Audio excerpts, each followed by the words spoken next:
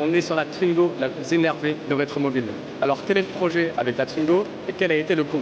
Bon, déjà, le projet, si on doit l'estimer en termes de coût, on est entre 10 et 15 000 euros. On a voulu faire un projet un peu jusque boutiste. C'est d'ailleurs pour ça qu'on a Rétroville aujourd'hui pour la présenter. C'est la dernière case à cocher.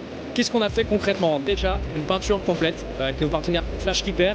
On a pris des BTS Porsche, donc c'est des couleurs hors catalogue. On a un signal yellow ici, un violet métallique. On kiffe ces deux couleurs BTS. Et en fait, on a repris l'aspect un peu historique des Twingo, les Lecoq qui étaient sortis à 50 exemplaires dans le monde, qui reprenaient un petit peu cette forme dans différents coloris. Le snorkel que vous voyez ici, qui est en inox, ça sert à aller chercher de l'air un peu plus pur, etc. On l'a fait chez Cooper Welch, pareil, ça fait la ligne d'échappement. Donc tout ça, c'est du sur-mesure, soudé, ça prend presque plus de 10 heures de travail à faire tout ça. Et tout ça, c'était offert comme la peinture. Le but, c'était de trouver des partenaires un peu dans l'automobile qu'on pouvait mettre en avant à travers des vidéos, etc. Donc il y a eu beaucoup de partenaires dans ce projet. On n'a évidemment pas payé 10-15 000 euros, mais si on devait quantifier, ça serait dans ces tarifs-là. On a mis des baquets, un volant Renault Sport, une galerie fois complète avec des barres sur mesure. Bref, voilà le projet, je pense qu'on est allé un peu au max de ce qu'on pouvait faire. Il nous reste tout l'aménagement intérieur à faire.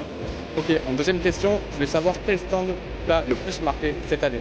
Bon, j'ai pas encore fait Ultimate Garage alors qu'on est samedi presque à la fin de notre mobile, mais en tout cas de ce que j'ai vu aujourd'hui, ça serait pour moi le stand Kidston. Ils ont un peu matraqué tout le monde. Ils ont ramené une McLaren F1, pour rappel, c'est dans les 20 millions d'euros.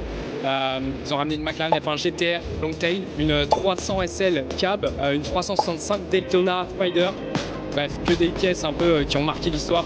Et ils ont fait très très fort. Et pour finir, je voulais savoir quel conseil tu donnerais aux gens qui nous regardent aujourd'hui pour vivre de ta passion comme tu le fais aujourd'hui avec les voitures. Moi, ce que j'ai appris ces 2-3 dernières années, ça peut paraître un peu bateau, mais passe à l'action dans le sens où vas-y, ose, fais les trucs, n'aie pas peur. Et à chaque fois que tu fais quelque chose, à chaque fois que tu as sauté le pas, tu es toujours content de ce que tu as fait, tu fais des rencontres, tu vis des expériences, aller vers les gens, discuter avec eux, s'intéresser, aller vers les professionnels, aller vers les particuliers. C'est un peu ce que j'ai appris et avec Mathieu. Il y en a beaucoup qui rêvent, il y en a beaucoup qui parlent, qui rêvent de faire mais qui n'agissent pas.